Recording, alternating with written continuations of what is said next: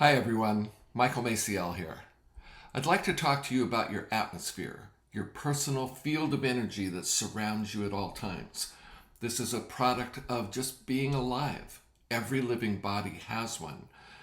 More importantly, every living body with a mind has one, because as we think and as our thoughts are infused with our emotions, which they always are, that affects this field of energy around us. We call it our personal atmosphere. What goes into our atmosphere has a very pronounced effect on what we experience in our lives. Here's a way you can try this out, because it doesn't mean anything unless you can prove it for yourself.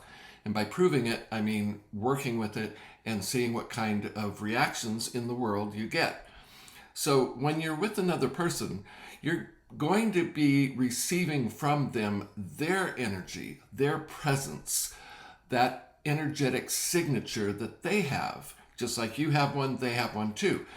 And whatever that is, whether it's positive and life affirming, or whether it's critical and life denying, or trying to fix you, or trying to correct you, or any of that nonsense, whatever that energy is.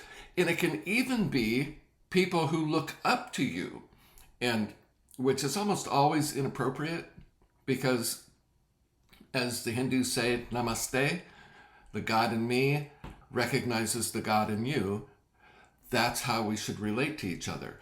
And all of the other differences we have in ability, how smart we are, how dumb we are, doesn't matter. All of that's just the peripheral. What really matters is the God in me recognizes the God in you, and we speak to that. So the only way you can get there really is to learn how to filter out everything but that.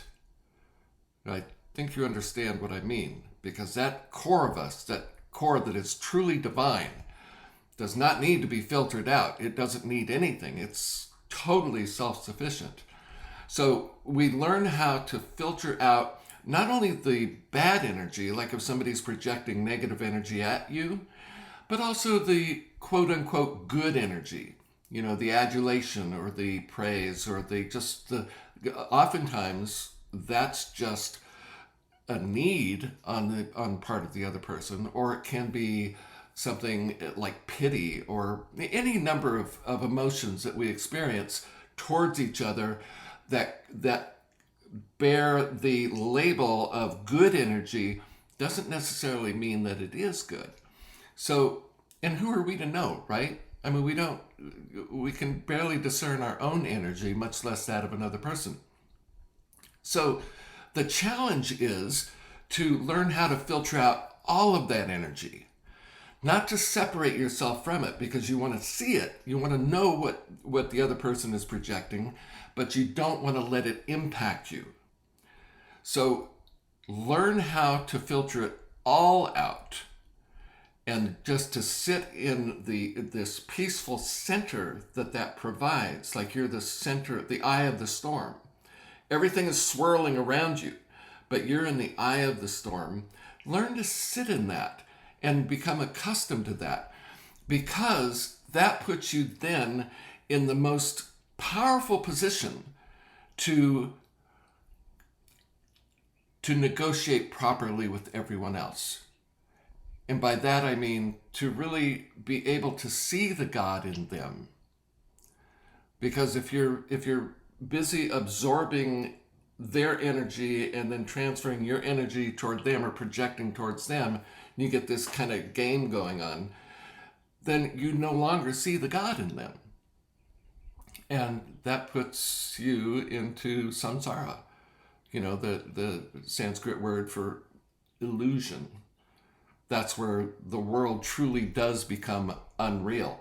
But we're making it unreal. It's not that the world isn't real. We make it unreal by engaging in that kind of gamesmanship, trading energies back and forth that aren't necessarily real. So give it a try. Visualize this field around you. Realize that it has a boundary. It has a border. And just see it. Just as long as you see it and you know that it's there, then God will fill in with the energetic part of it. You don't have to push energy or form energy. You can't. Energy is energy. We don't create it. God fills it in. So you just see it. You're seeing it, and your thought about it is the pattern that God can then fill. And if you see it as an impenetrable boundary, then it will be impenetrable.